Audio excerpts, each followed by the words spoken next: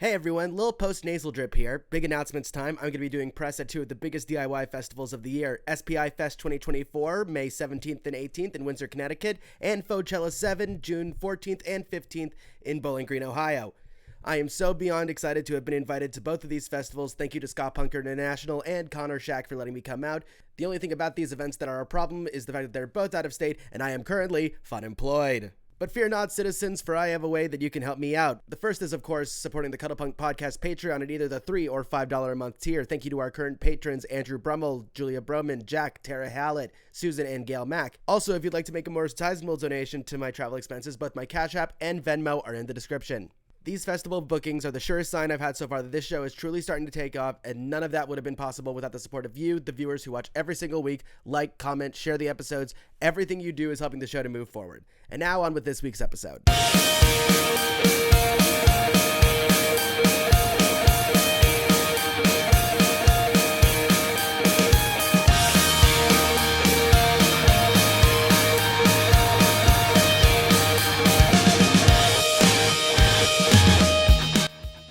Hello gamers, welcome back to another episode of the Cuddlepunk podcast. I am your host, Veronika Vexed. It is a very special episode of the Cuddlepunk podcast. It is the second annual Cuddlepunk X Summerbruise Wrestlemania prediction special. I have with me today not only Mike from Summerbruise, who was here last year, but also we have Kris from Riley. Gentlemen, how are we doing today?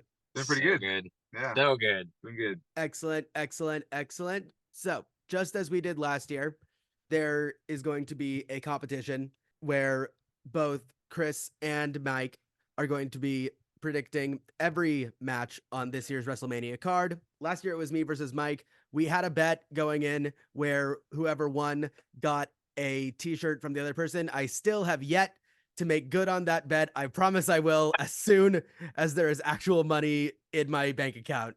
That's more than fair. We got time. Do you guys have an idea for any sort of wager that you might put on this between the two of you? We were talking about it.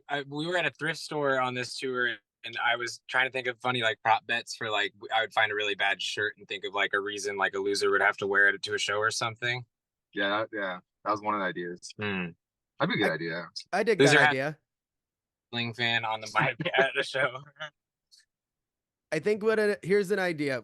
Whoever loses has to wear a shirt that says free throw better when you guys open for Hot Molly. Oh my God. Could not be. That's too spicy. That's too spicy? We'll think maybe something will come up. Something will come up as we're going along with this. Fantastic. We're just going to jump right into it. Cuddlepunk X Summerbruise WrestleMania Prediction Special 2.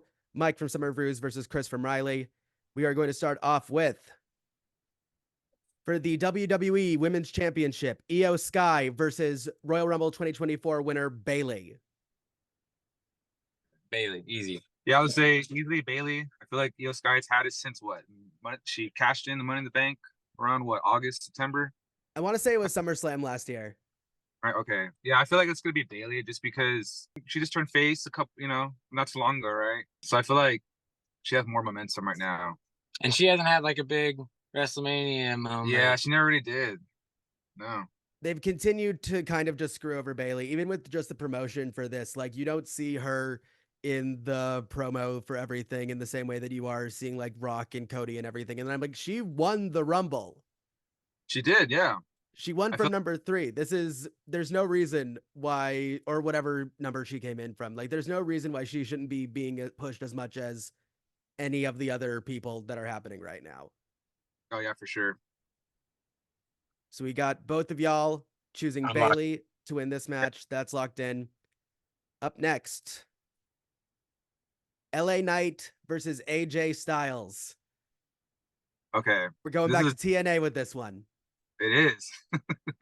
I feel like on this one, I want to say AJ's going to win. I feel like he hasn't had he hasn't had a good WrestleMania moment in a long time.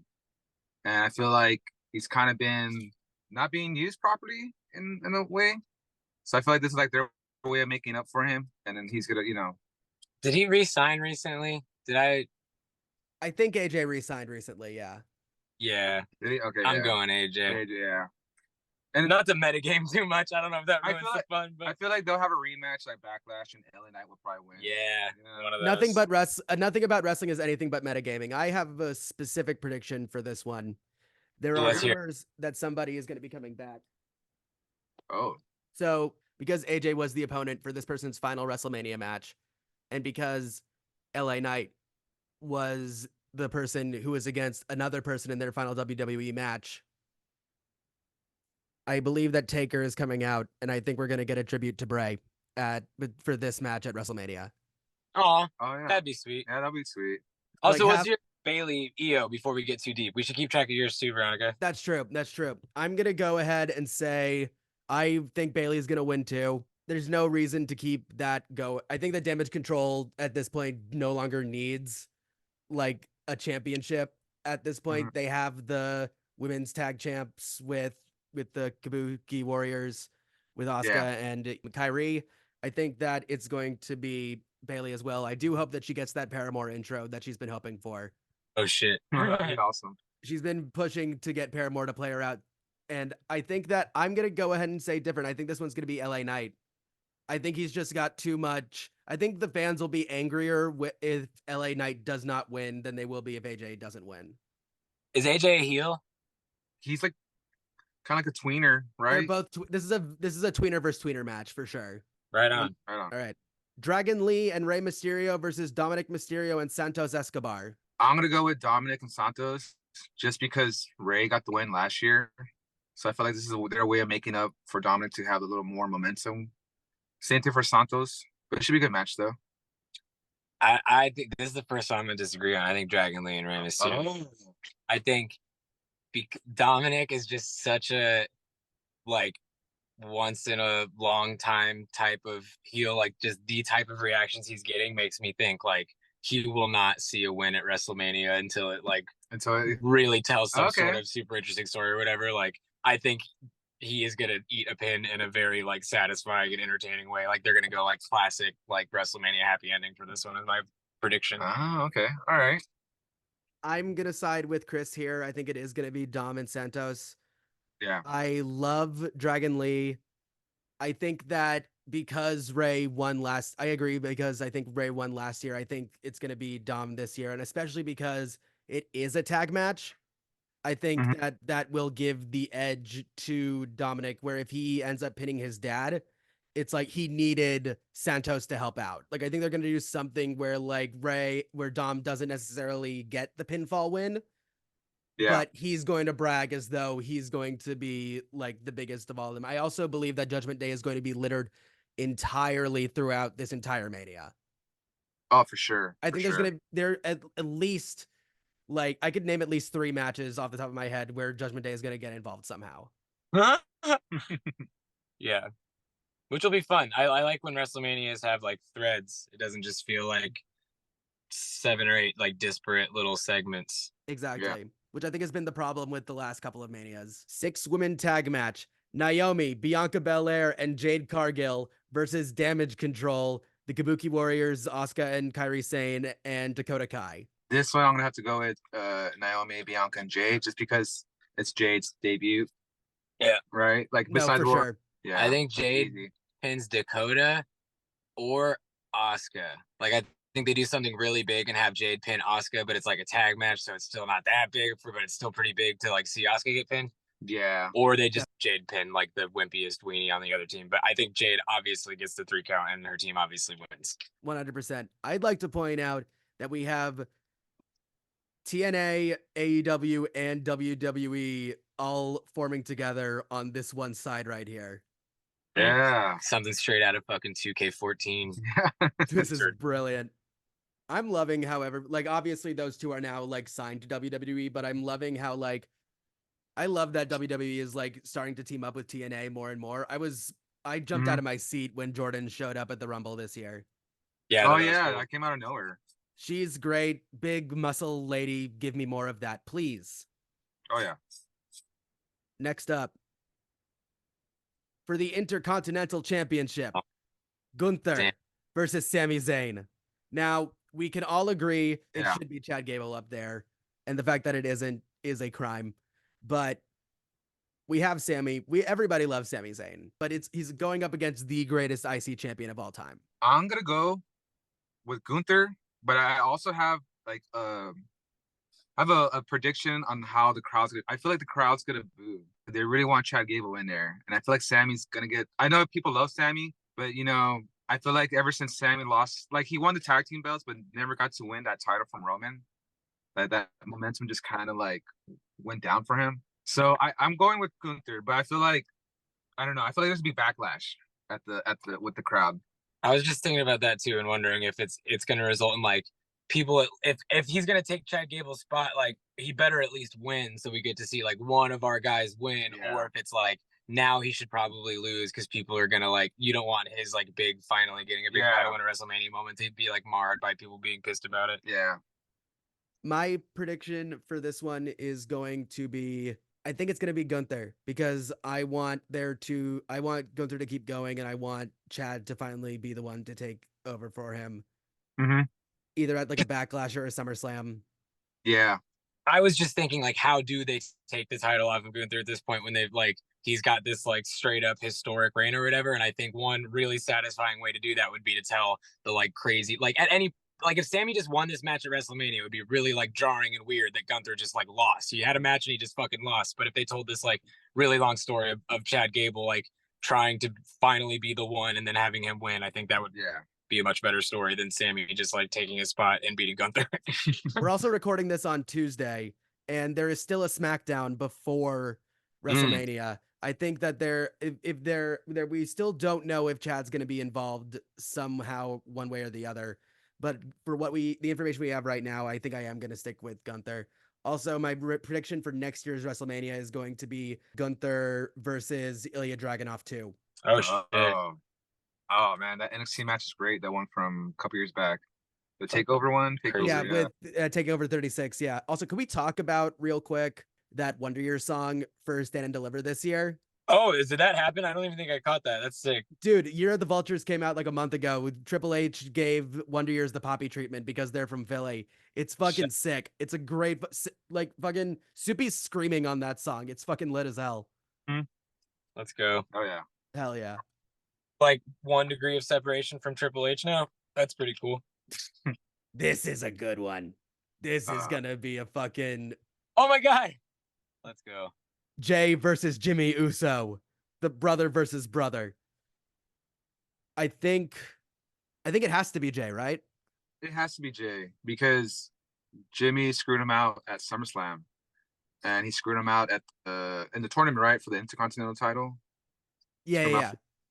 So I'm going with Jay.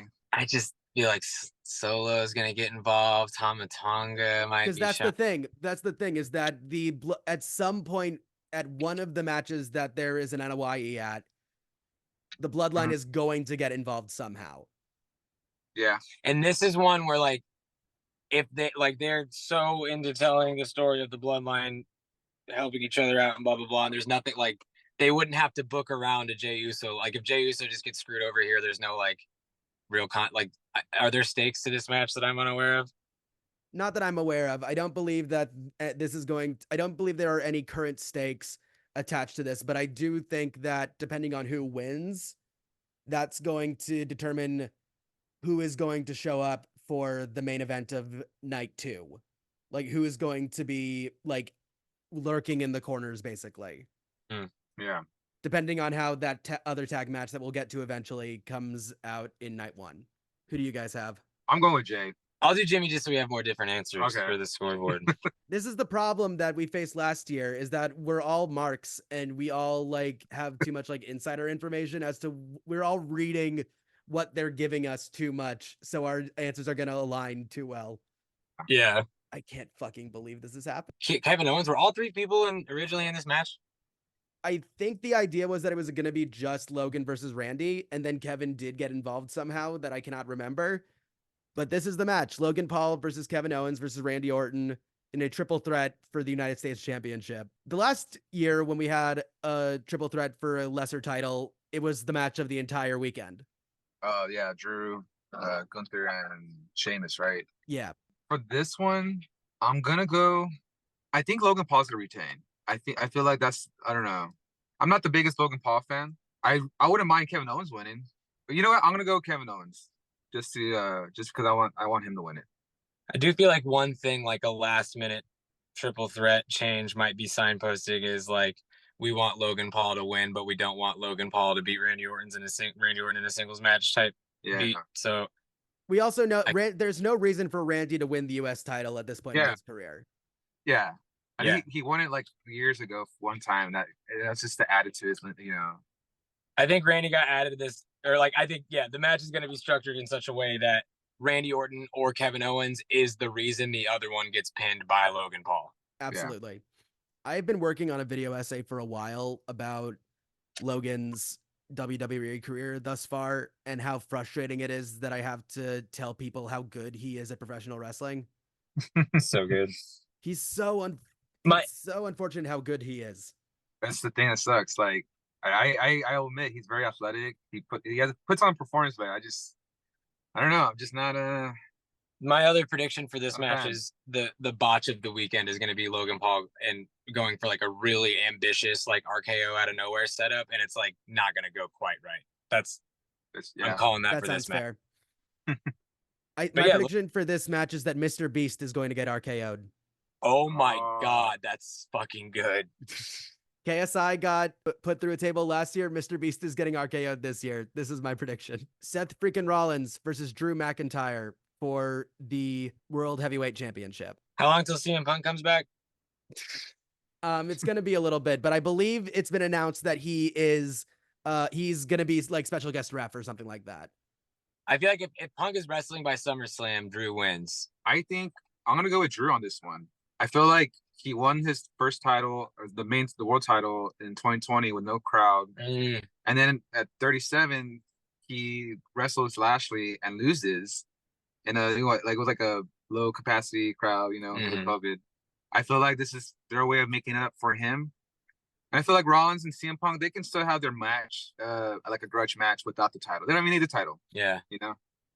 And I think in terms of like structuring the card and stuff and like crowd reactions, like no one's going to riot. Like if Rollins loses, even if he's supposed to be the face and Drew's the heel in this particular scenario, I think like generally like being like, oh, look, sometimes the bad guys just win at WrestleMania. Like anything could happen in Cody versus Roman. Like, don't think Cody's like, you don't know he's going to win. Like it's unpredictable. Look, the bad guy just won. Like this would be a good kind of low stakes chance to like have a heel just win straight up to like give that anything can happen vibe. I've also heard rumors that if Drew does win this, it's going to involve him joining the Judgment Day.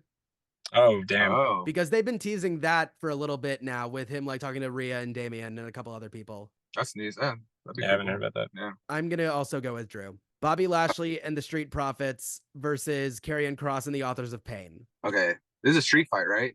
This is a street fight. Yeah, Philadelphia street fight. I'm going to go with Lashley and the Street Profits. I feel like that's a given. I don't know. What do you think? Everyone on the other side. No, Kross is like a Triple H guy. Authors of Pain are like recently back. I think they're gonna win. Okay. I'm gonna go with Mike on this one. I think that Lashley's had multiple WrestleMania moments at this point. Kross has yet to have his own moment. I think this is his first Mania. Yeah, it is. Yeah. Yeah, I think this is his first Mania, and he's got the Authors of Pain. He's got Scarlett. He's got Paul Ellering. I think that this is going to be a moment for Karrion and AOP. The 6-pack ladder match for the undisputed WWE Tag Team Championships. We have Awesome Truth, Grayson Waller and Austin Theory, Tyler Bate and Pete Dunne, DIY, The New Day, going up against the current undisputed champions, Finn Balor and Damian Priest of the Judgment Day. I don't know who they might retain. I'm thinking they might retain. I don't know who could really do it, who has like enough potential build up to really do it. Maybe DIY.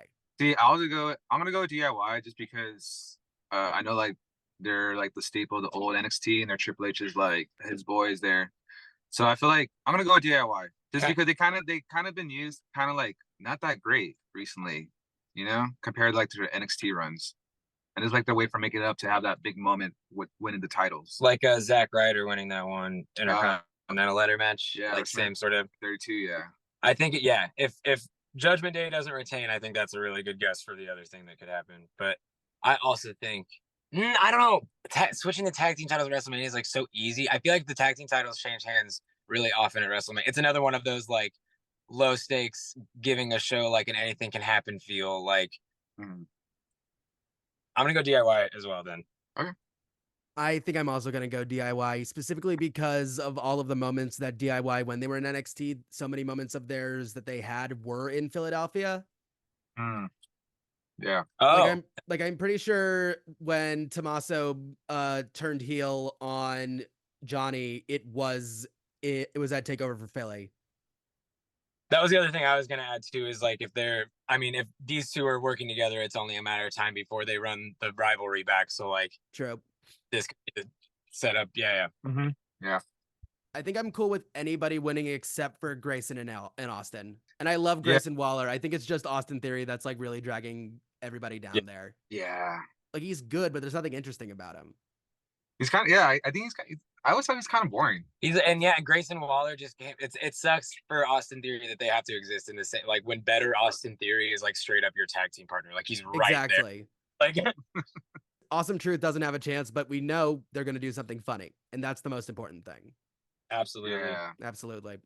And New Days, they've had the title. My prediction is R-Truth is in a position to win somehow and finds a funny way to fuck it, like to not do it. Like Absolutely. top or hand on a belt and like somehow ends up not winning. That's my prediction. I think that I would love it if at 50 years old, Truth decides to reenact the TLC 2 moment with Edge and Jeff Hardy. Yes. Oh my God. I actually would hate that because he would probably perish. Getting speared by little Jimmy. It'll be perfect. For the WWE Women's World Championship, Rhea Ripley versus Becky Lynch. For this one's going to be a barn burner. Yeah, this one should be really good. I'm gonna go with Rhea. I feel like they're gonna keep the title on her. She's been like the most popular like women's wrestler on WWE for like the last person I thought was like real popular was like Becky. She's risen to that status, I think. Absolutely. Yeah. I feel like it's how much more Becky wants to keep going. Like if Becky is like in her like winding down and putting people over era, or if this is her like, because she's only like semi recently back, so like that she still hasn't totally like announced her, like arrive for this most recent run. So if I think it depends on what the goals are for this Becky Lynch run. If it's to like build the division or like have one last or however many like good run like straight up on top. No, because I think this this WrestleMania ends with Judgment Day holding as many titles as they can like conceivably book them to keep. Yeah. And like this is an easy one where like I don't think Becky gets hurt too bad by losing, especially if there's shenanigans. Yeah. That's a good point about this being I think this is going to be the Mania where Judgment Day kind of takes over Bloodline as like the defining faction of the entire federation. The only thing I could see with Becky is maybe her winning and then going back into her rivalry with Zoe Stark. I can see that.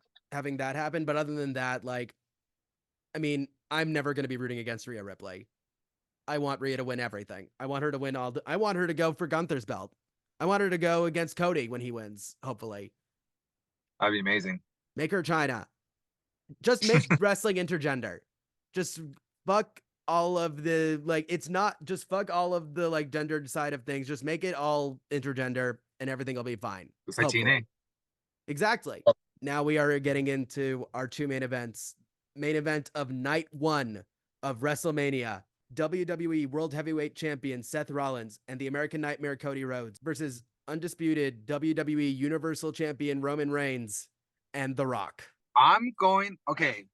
Whoever wins, let's remind ourselves, if the Bloodline wins, it's Bloodline rules for Roman versus Cody at night 2. What does that mean? Basically, like they can tribal warfare. Basically, it's like a no DQ type of match, and anybody can come out, and all the usual Bloodline shenanigans will occur. And if Cody and Seth win, the rest of the Bloodline is barred from the match. Okay, easy. Yeah. Obviously, Roman Rock win. Yeah. They're gonna want to make this as big as fucking possible, and there's no way they're not gonna want to end night 1 of WrestleMania with The Rock fucking standing triumphantly over people. Yeah. They've got him back. It's WrestleMania 40, and they have the fucking Rock. They're going to make it happen. Yeah. I have a prediction. I feel like of the ones to get pinned, I feel like Cody's gonna get pinned. I can Yeah. see that. Yeah. I wonder if that would be too on the nose. Like if they're genuinely trying to cast doubt on his odds of winning, if having him eat the pin night one. I still don't believe that he's gonna win necessarily. Really? So I think it's Rock versus Roman here. We all think it's Rock versus Roman here, right? Yeah, for Yeah, sure. yeah. So let's move on to the next one. Roman versus Cody for the WWE Championship. Listen. I think I told Mike this last year. The entire time that I have been watching wrestling, Roman Reigns has been champion. I don't know a world without Roman Reigns as WWE champion. And it's especially after last year, like it's just they're obvious. I think they're going to give it to Cody. My brain is telling me they're going to give it to Cody, but then there's the back of my brain, which is telling me you can't trust them, and they will make this longer, and they will make it so that Roman breaks Hulk Hogan's record. How much farther is he? Another year, baby. Another year? We would have to deal with another goddamn year of this. Is it worth it? I don't think it is. Yeah. I feel like I'm done with this reign.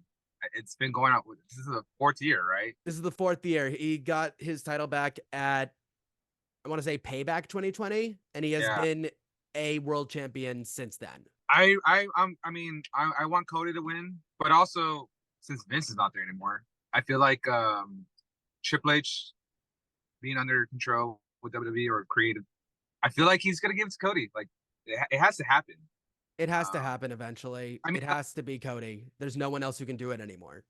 Yeah, last year I was like, I remember reading the results and I was so like bewildered that Cody did not win last year. I was at Beauty Bar last year waiting for people and watching it on my phone and just seeing everything, like still seeing that like he's done it. He didn't win. He didn't win again. And whatever at that point I was just like, I might be done with this. Yeah. I'm only nervous because they were planning on Rock versus Roman as of like a month or two ago. Like that's true. What the main event was going to be. And obviously Roman was winning that. Oh yeah. So totally. If like their plan was for Roman to win, they would they didn't just change the match. Did they also change like the plan? I think my thing is that I don't think Roman versus Rock ever needed a title. No, they didn't really need a title for that to happen. I think that the best way to do that would be for Roman to lose and then try to get his groove back by beating The Rock at SummerSlam down the line. I feel like what they thought they were going to get is Roman beats Rock this year and Cody beats Roman next year. So he gets the Hogan record and Cody wins. And now they've like painted into this corner where like, if they were this gung ho about beating the Hogan record, do they care more about Cody finishing his story than they do about the 3 years they've invested into this like made up fucking superlative? Yeah. We will find out this Sunday, April 7th. The day after Sunday, April 7th, you can see Summerbruise and Riley both opening for Hot Mulligan at the Hi-Fi in Indianapolis. Gentlemen, thank you so much for being on this episode of the Cuddlepunk podcast. Thank you so much to Mike for allowing this to happen for another year. We're going to try to keep doing this every year. It's going to be an annual thing. It's going to be a great time. Where can we find both of you guys and both of your bands? You can find Riley at, I believe it's Riley the Rock Band or Riley the Band on Instagram.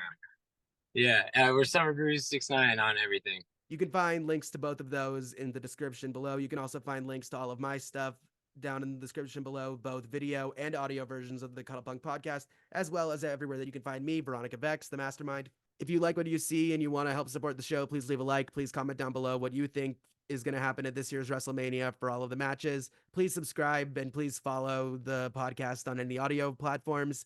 If you want to help support even more, you can subscribe to the Cuddlepunk Podcast Patreon for $3 or $5 a month. We've got a bunch of cool stuff over there. The logo for the Cuddlepunk Podcast is done by Lauren Young. You can find her Instagram in the description. The theme song for the Cuddlepunk Podcast is Lose a Turn by Modify. You can find links to all of her stuff in the description below. Mike from Summerbruise, Kris from Riley, thank you so much for being on this episode. Thank you, Veronika.